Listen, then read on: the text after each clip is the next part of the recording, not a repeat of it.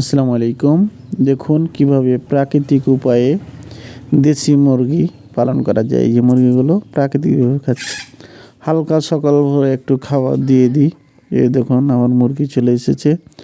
আর আমার ভিডিওটি সাবস্ক্রাইব করবেন, এরকম নতুন আপডেট মুরগি এবং গরু ছাগলের দেওয়া হবে।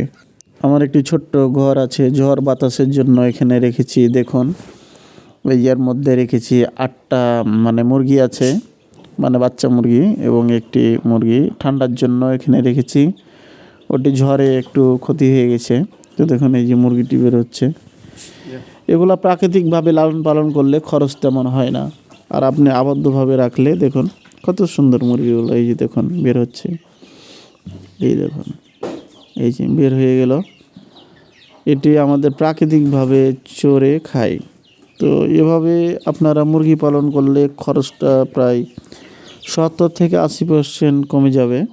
এই দেখুন এখন বাইরে পাঠিয়ে দেবো, অল্প হয়তো কিছু খাবার দেবো। এটির বয়স কিন্তু আনুমানিক 2 মাস, বাচ্চাগুলোর বয়স 2 মাস। তো 2 মাসে তেমন খরচ হয়নি, হয়তো 2-1 কেজি চাউল মাঝে মধ্যে দিই, তাহলে হয়ে যায় এবং সমস্তটা বাড়ির বাইরে চড়ে খায় আর কি। এই দেখুন এগুলোতে চড়বে, এখন সারা দিন বাইরে বেড়াবে। হালকা একটু খাবার দেবো এখন, জাস্ট অল্প করে। এই দেখুন চাউল দিয়ে দিলাম একটু, এই খাচ্ছে।